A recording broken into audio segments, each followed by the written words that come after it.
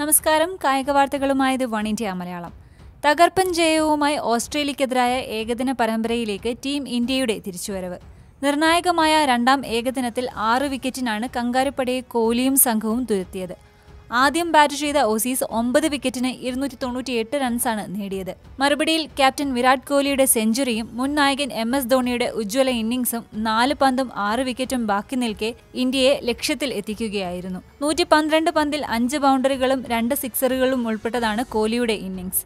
ആദ്യ ഏകദിനത്തിലെ വേഗം കുറഞ്ഞ ഇന്നിംഗ്സിന്റെ പേരിൽ വിമർശനം നേരിട്ട ധോണി ഇത്തവണ വിമർശകരുടെ വായടപ്പിക്കുന്ന ഇന്നിംഗ്സാണ് കളിച്ചത്. 54 പന്തിൽ 2 സിക്സറുകളുടെ അകമ്പടിയോടെയാണ് ധോണി 55 റൺസ് നേടിയത്. രോഹിത് ശർമ്മ 43, ശിഖർ ധവാൻ 32 എന്നിവരും ഇന്ത്യൻ നിരയിൽ തിളങ്ങി. ഈ വിജയത്തോടെ 3 മത്സരങ്ങളുടെ പരമ്പരയിൽ ഇന്ത്യ 1-1 ഒപ്പമെത്തി. പതിയെ തുടങ്ങിയ ഓസീസ് അവസാന 20 ഓവറിൽ തകർത്തടിച്ചാണ് 9 വിക്കറ്റിന് 298 റൺസ് എന്ന മികച്ച സ്കോറിൽ എത്തിയത്. ഒരു ഘട്ടത്തിൽ 300-ന് മുകളിൽ ഓസീസ് സ്കോർ ചെയ്യുമെന്ന് കരുതിയെങ്കിലും അവസാന 5 ഓവറിൽ ഇന്ത്യ മികച്ച ബൌളിംഗിലൂടെ തിരിച്ചടിക്കുകയായിരുന്നു.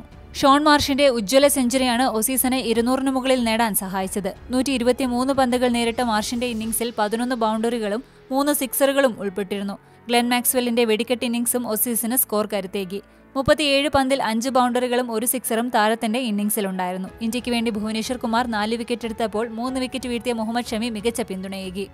Sports desk, one India Malayalam.